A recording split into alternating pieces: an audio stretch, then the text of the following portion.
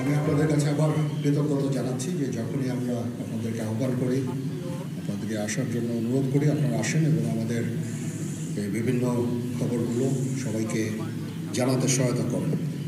আজকে আপনাদের প্রতি কৃতজ্ঞতা। আপনারা আজকে খুব কম সময়ের মধ্যে আপনারা এসেছেন। ভাবলাম যে কী পরিস্থিতি হচ্ছে, কী হচ্ছে, এই ব্যাপারগুলো নিয়ে আপনাদের সাথে আবার একটু কথা বলি। কিছুক্ষণ আগে আমি আমার কমান্ডারদের সাথে, জিওসিসদের সাথে কথা বলেছি। পরিস্থিতি এখন অনেক উন্নতি হচ্ছে। আস্তে আস্তে ধীরে ধীরে আমার ধারণা যে 3-4 দিনের মধ্যে পরিস্থিতি স্বাভাবিক পর্যায়ে চলে আসবে। তবে যারা এই সমস্ত অপরাধ করেছে তাদেরকে আমরা ছাড় দিব না। অবশ্যই তাদের বিরুদ্ধে আইন ব্যবস্থা গ্রহণ করা হবে। আপনারা দেখতে পাচ্ছেন আমার সাথে 2 নেভি চিফ এবং এয়ার চিফ আছেন। আমরা একসাথে কাজ করছি। কিছুক্ষণ আগে আমার প্রফেসর ইউনুসের সাথেও কথা হয়েছে। ওনার সাথে কথা বলে আমার খুব ভালো লাগলো।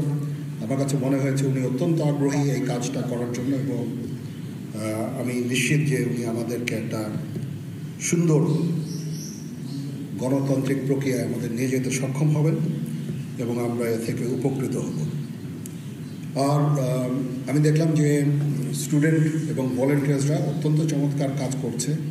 যেহেতু এখন ট্রাফিক পুলিশ ছিল না, তারা ট্রাফিকিংয়ের কাজ করছে, বিভিন্ন রাস্তা পরিষ্কার করা, যে সমস্ত ভ্যান্ডালাইজেশন হয়েছে যে সমস্ত স্থাপনাগুলোতে, ওগুলোকে পরিষ্কার করা।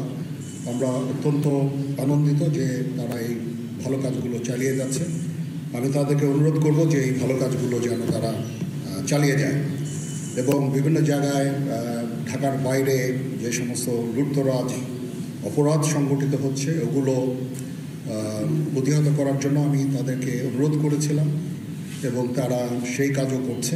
এবং আমি নিশ্চিত যে আমরা সবাই মিলে একটা সুন্দর আবার স্বাভাবিক পরিস্থিতিতে আমরা ফেরত চলে আসতে পারব। আপনারা জানেন যে আমরা কেয়ারটেকার গভর্নমেন্টের প্রধান ডক্টর ইউনুসকে আমরা নির্বাচন করেছি অনেক আলোচনা করে। আমরা নিজেদের মধ্যে অনেক আলোচনা করেছি এবং সমস্ত রাজনৈতিক নেতৃবৃন্দের সাথে, স্টুডেন্ট কোঅর্ডিনেটরদের সাথে আলোচনা করেছি। আমার সাথে নেভি চিফ এবং এয়ার চিফ ওনারাও ছিলেন এবং মহামান্য রাষ্ট্রপতির সাথে আমরা আলোচনা করেছি এবং আলোচনা করে আমরা সর্বসম্মতভাবে সম্মত হয়েছে। ওনার কাছে প্রস্তাব দিয়েছি চিফ অ্যাডভাইজার ডক্টর ইউনুসকে করার জন্য এবং উনি এখন আমাদের চিফ অ্যাডভাইজার। কালকে আসবেন, কালকে হয়তো দুপুরে উনি এসে পৌঁছাবেন। আমি ওনাকে রিসিভ করতে যাব। আমরা ওনাকে সর্বতোভাবে সহায়তা করব। আমি army chief, navy chief, air chief, এবং আমি নিশ্চিত যে উনি সমস্ত রাজনৈতিক দল এবং সবার কাছ থেকে সাহায্য সহযোগিতা পাবেন। স্টুডেন্ট ফোরাম, স্টুডেন্টস, এবং আমরা সবাই মিলে ওনাকে সাহায্য করব এবং আমি নিশ্চিত যে তাহলে উনি অত্যন্ত সফলভাবে ওনার এই কাজ সমাধা করতে সক্ষম হবেন। অনেক ধরনের গুজব চলছে। আমি জনগণকে আহ্বান করব এ ধরনের গুজবে যেন কান না দেয়। আমরা একটা চমৎকার পরিবেশে সুন্দরভাবে সবাই মিলে আমরা কাজ করে যাচ্ছি।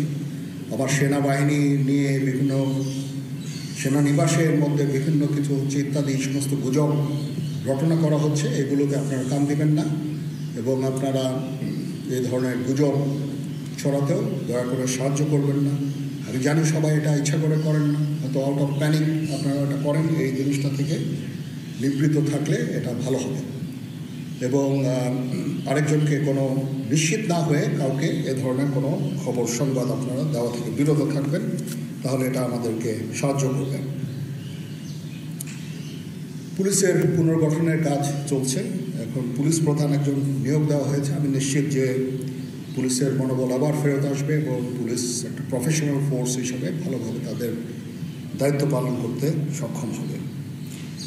সর্বশেষে আমি আপনাদের নিশ্চিত করতে চাচ্ছি যে সেনাবাহিনী, নৌবাহিনী, বিমান বাহিনী সর্বদা জনগণের সাথে আছে এবং থাকবে এবং আমরা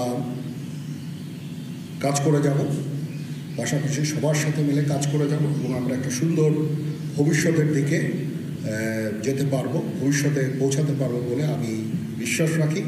আপনারা আমাদের সবাইকে সাহায্য সহযোগিতা করবেন। আপনাদের সাহায্য নিয়ে ইনশাআল্লাহ আমরা এটা করতে পারবো। আপনারা মিডিয়া অলরেডি অত্যন্ত দায়িত্বপূর্ণভাবে আপনাদের সংবাদ পরিবেশন করছেন। আমি আবার আপনাদের কাছে এই জন্য কৃতজ্ঞতা জানাচ্ছি এবং ইনশাআল্লাহ আমরা সবাই মিলে দেশকে একটা সুন্দর একটা পরিবেশ আমরা সৃষ্টি করতে পারবো এই দেশে এবং আমরা সবাই ভালো থাকবো ইনশাআল্লাহ।